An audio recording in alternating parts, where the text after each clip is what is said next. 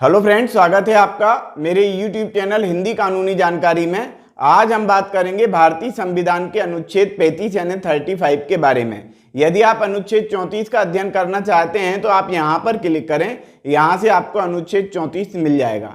हम बात करते हैं अनुच्छेद 35 के बारे में। ये कहता है इस भाग के उपबंधों को प्रभावी बनाए रखने के लिए विधान मतलब होता है कानून, प्रभावी बनाए रखने के लिए यानी कि उसको एक्टिव रखने के लिए। किसको एक्टिव रखने के लिए? इस भाग के उपबंध। इस भाग के कौन से उपबंध हैं? इस भाग के उपबंध है मूल अधिकार, फंडामेंटल राइट्स, अनुच्छेद 32 से लगा करके यानी आर्टिकल 32 से लगा करके ये वाले अनुच्छेद तक यानी कि अनुच्छेद 35 तक। तो ये जो फंडामेंटल राइट्स हैं इनको प्रभावी बनाने के लिए संसद क्या कर सकती है? संसद यानी कि पार्लियामेंट क्या कर सकती है? कानून बना सकती है। कानून किस प्रकार के बनाएगी? जो मूल अधिकारों को सुरक्षित रखेंगे, फंडामेंटल राइट्स को सुरक्षित रखेंगे। तो हमने मूल चीज इसमें समझ ली है, यानी कि जो इसका सार है, अनुच्छेद 35 का जो सार है वो हमने समझ लिया है, लेकिन हम इसको डिटेल से भी अध्ययन कर लेते हैं। क्या लिखा हुआ है इसको पढ़ लेते हैं। क्या लिखा हुआ है? इस संविधान में किसी बात के होते हुए, कोई भी बात हो सकती है, इस सारी बातों के होते हुए भी क्या क्या हो सकता है? पॉइंट नंबर का और पॉइंट नंबर खा में बता दिया है। तो पॉइंट नंबर का में क्या लिखा हुआ है? इसमें लिखा हुआ है कि संसद को शक्ति होगी और किसी राज्य के विधानमंडल को शक्ति नहीं होगी। यानी कि सारे के सारे पावर, मूल अधिकारों से संबंधित, फंडामेंटल राइट से संबंधित सारे पावर किसको होंगे? केंद्र सरकार को होंगे। राज्य सरकार को कोई पावर नहीं होंगे फंडामेंटल राइट्स के संबंध में कानून बनाने के लिए। ये हो गई बात। अब इसमें दो चीजें, का में दो चीजें बता दी गई। क्या क्या? पहले बता दिया गया कि जिन विषयों के लिए 16 के खंड 3, अनुच्छेद 16 के खंड 3, अनुच्छेद 16 का खंड 3 क्या कहता है? ये कहता है कि राज्य यदि चाहे तो उनके निवासियों को नौकरी में प्राथमिकता देने के लिए, या ये कह सकता है कि साहब हमारे राज्य के नागरिकों को ही नौकरी मिलेगी, दूसरे राज्य के व्यक्तियों को यहाँ पर हम नौकरी नहीं देंगे। जैसे गुजरात सरकार, मध्य प्रदेश सरकार, उत्तर प्रदेश सरकार ये कह सकती है कि भैया ये जो नौकरी हमने निकाली है ये हमारे राज्य के लोगों के लिए ही है, दूसरे राज्य के लोगों के लिए नहीं है। तो ये कहता है 16 का 3, अनुच्छेद 16 का पॉइंट नंबर 3। इसके अलावा में क्या लिखा? इसके अलावा में लिखा 32 के खंड 3।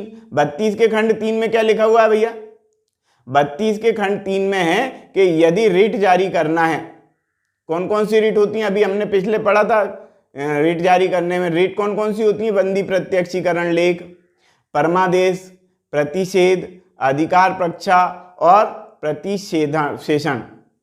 तो ये जो लेख हैं, इन लेखों के बारे में 32 के खंड 3 में ये लिखा हुआ है कि संसद को ये शक्ति होगी कि वह चाहे तो किसी न्यायालय को, यानी किसी न्यायालय को सक्षम कर सकती है रिट जारी करने के लिए, ऐसा कानून बना सकती है। पॉइंट नंबर 3 में ऐसा लिखा हुआ है। तो ये हो गया 32 का 3। अब अनुच्छेद 33, अनुच्छेद 33 में क्या लिखा है? अनुच्छेद 33 में लिखा है कि सेना को या गुप्तचर विभाग को मूल अधिकार उनके लिए लागू नहीं होंगे। किन के लिए लागू नहीं होंगे? सेना के जो लोग हैं, गुप्तचर विभाग के जो लोग हैं, या सेना से संबंधित काम करने वाले, सुरक्षा से संबंधित काम करने वाले लोग हैं, उन पर मूल अधिकार लागू नहीं होंगे। और 34 क्या कहता है? 34 ये कहता है कि भैया जो जहां पर सेना विधि प्रवृत्त होगी, जहां पर सेना का कानून चलेगा, वहां पर मूल अधिकार लागू नहीं होंगे। तो ये सब चीजें यहां पर बता दी गई कि अनुच्छेद 33 और अनुच्छेद 34 के अधीन संसद विधि द्वारा उपबंध कर सकेगी कि उनमें से किसी बात के लिए, किसी के लिए और ऐसे किसी कार्य के लिए जो कि इस भाग के अधीन अपराध घोषित किए गए हैं, दंड विहित करने के लिए कानून बना सकती है। अब इस भाग के अधीन कौन कौन सी चीजें हैं जो दंड घोषित किए गए हैं भैया? पता है क्या आपको? अनुच्छेद 17 में बताएगा ना छुआछूत के बारे में कि कोई छुआछूत नहीं रखेगा। यदि छुआछूत रखेगा तो उसको दंड दिया जाएगा विधि द्वारा, कानून द्वारा। अरे तो भाई कौन से कानून के द्वारा दंड दिया जाएगा? तो उसके लिए कानून बनाया जा सकता है। तो ऐसे इस अनुच्छेद में जितनी भी ऐसी बातें बताई गई हैं जो दंड देने के लिए हैं, उनके लिए भी कानून बनाया जा सकता है। तो सिंपल लैंग्वेज में यह है कि इस भाग से रिलेटेड कानून बनाने की जो शक्ति है वो संसद के पास है। इसके अलावा में खंड जो है, इसके पॉइंट नंबर ख में क्या दिया हुआ है? पॉइंट नंबर ख में दिया है कि खंड क के उपखंड आई में निर्दिष्ट किसी में से किसी से संबंधित या उपखंड डबल आई यानी कि दूसरे के में निर्दिष्ट किसी कार्य के लिए दंड या उपबंध करने की कोई प्रवृत्ति विधि जो पहले से लागू है। कब से लागू है? पहले से। जो इस संविधान के बनने से पहले से लागू है वो चलती रहेगी। वो कब तक चलती रहेगी?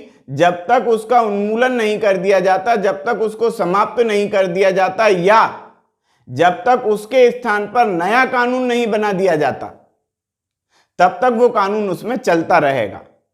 कौन सा कानून चलता रहेगा? जो पहले से चला आ रहा है, जो संविधान बनने के पहले से चला आ रहा है, वो कानून कब तक चलता रहेगा? जब तक कि नया कानून नहीं बना दिया जाता। ये कौन सी धारा में लिखा हुआ है?